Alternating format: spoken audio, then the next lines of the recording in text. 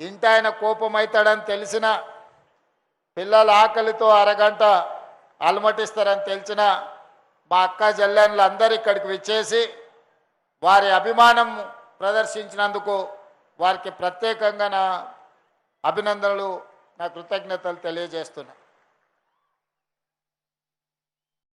మిత్రులారా, ఆనాడు కొడంగల్ శాసనసభ నియోజకవర్గంలో వివిధ కారణాల చేత ఎన్నికల్లో ఓడిపోయినా 4 నెలలు తిరిగే లోపలనే పార్టీ ఆదేశించి మల్కాజ్గిరి పార్లమెంట్ నియోజకవర్గంలో పోటీ చేయమన్నప్పుడు మల్కాజ్గిరి పార్లమెంటు నియోజకవర్గంలో ఉన్న ఈ కుక్కట్పల్లి శాసనసభ నియోజకవర్గము సంపూర్ణంగా అండగా నిలబడి ఆశీర్వదిస్తే పార్లమెంట్ సభ్యుడిగా గెలిచి గల్లీ నుంచి ఢిల్లీ వరకు మళ్ళీ రాజకీయ ప్రస్థానము మొదలుపెట్టి కాంగ్రెస్ పార్టీ అధ్యక్షుడిగా, ఆ తర్వాత తెలంగాణ రాష్ట్ర ముఖ్యమంత్రిగా ఈనాడు బాధ్యతలు నిర్వహిస్తున్నా. ఆనాడు పార్లమెంట్ సభ్యుడిగా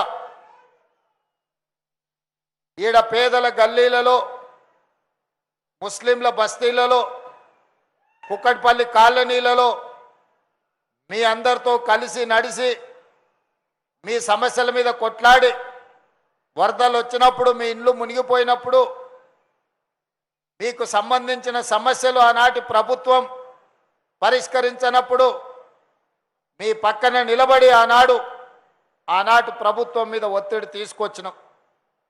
కానీ ఆనాడు మీరు ఆశించిన మేరకు ఈ ప్రాంతాన్ని అభివృద్ధి చేయడానికి నాకు అవకాశం లేకుండే. ఆనాటి ప్రభుత్వం మీద ఒత్తిడే తేగలిగిన, కానీ నిధులు మంజూరు చెయ్యాలి అని అంటే నా చేతిలో ఆ రోజు అధికారం లేదు. అయినా మీరందరూ హక్కున చేర్చుకున్నారు కాబట్టే, అవకాశం ఇచ్చిండ్రు కాబట్టే ఈనాడు తెలంగాణ రాష్ట్ర ముఖ్యమంత్రిగా ఈ కుక్కట్పల్లి శాసనసభ నియోజకవర్గాన్ని అభివృద్ధి చేయడానికి సర్వ అధికారాలు ఈరోజు నా దగ్గర ఉన్నాయి. మీకు ఏమి కావాలన్నా కుక్కట్పల్లి ప్రజలు పనులు చేయించుకోండి. మా మంత్రులందరికీ వేదిక మీద నుంచి నేను ఆదేశాలు ఇస్తున్నా.